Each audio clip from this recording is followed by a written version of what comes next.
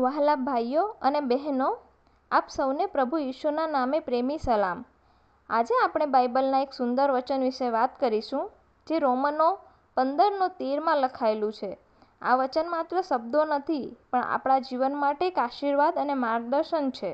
આવો આપણે મુખ્ય મુદ્દાઓ જોઈએ. નંબર 1, આશાનો પરમેશ્વર. આ વચન કહે છે કે દેવ કે જેના પર તમે આશા રાખો છો. દુનિયામાં ઘણીવાર આપણે લોકો કે સંજોગો પર આધાર રાખીએ છીએ, જે આપણને નિરાશ કરી શકે છે, પણ આપણો પરમેશ્વર આશાનો સ્ત્રોત છે.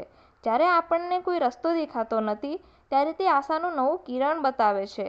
નંબર 2, આનંદ અને શાંતિથી ભરપૂર જીવન. શું તમે આજે ચિંતામાં છો?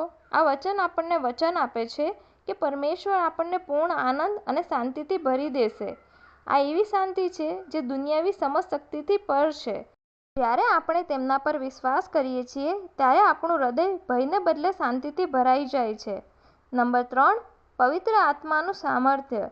આ આશા અને આનંદ આપણા પોતાના પ્રયત્નોથી નહીં, પણ પવિત્ર આત્માના સામર્થ્ય દ્વારા મળે છે. તે આપણને મજબૂત બનાવે છે, જેથી આપણે ગમે તેવા મુશ્કેલ સમયમાં પણ અડગ રહી શકીએ અને બીજાઓ માટે પણ આશાનું નિમિત્ત બની શકીએ. મિત્રો, આજે ચાલો આપણે આપણો પૂરો ભરોસો પ્રભુ પર રાખીએ. આપણું જીવન માત્ર આશાથી નહીં, પણ છલકાતી આશાથી ભરેલું હોય. પરમેશ્વર આપ સૌને આત્મિક આનંદ અને શાંતિથી આશીર્વાદિત કરે. આમીન. આવો આપણે આપણી આંખો બંધ કરી માથું નમાવીને પ્રાર્થના કરીશું. હે સર્વશક્તિમાન અને પ્રેમાળ પિતા પરમેશ્વર, અમે આજે આપના ચરણોમાં આવીએ છીએ. પ્રભુ, આપના પવિત્ર વચન માટે અમે આપનો આભાર માનીએ છીએ, જે અમને આશા આપે છે. પ્રભુ, જ્યારે અમારું મન ચિંતામાં હોય અને હૃદય ભારે હોય, ત્યારે આપ અમને આપની અદ્ભુત શાંતિથી અને આનંદથી ભરી દો. અમને વિશ્વાસ છે કે આપ આશાના સ્ત્રોત છો અને આપના સિવાય બીજે ક્યાંય સાચી શાંતિ નથી. અમે વિનંતી કરીએ છીએ કે આપના પવિત્ર આત્માના સામર્થ્ય દ્વારા અમને એટલા મજબૂત કરો કે અમે મુશ્કેલીઓમાં પણ ડગીએ નહીં.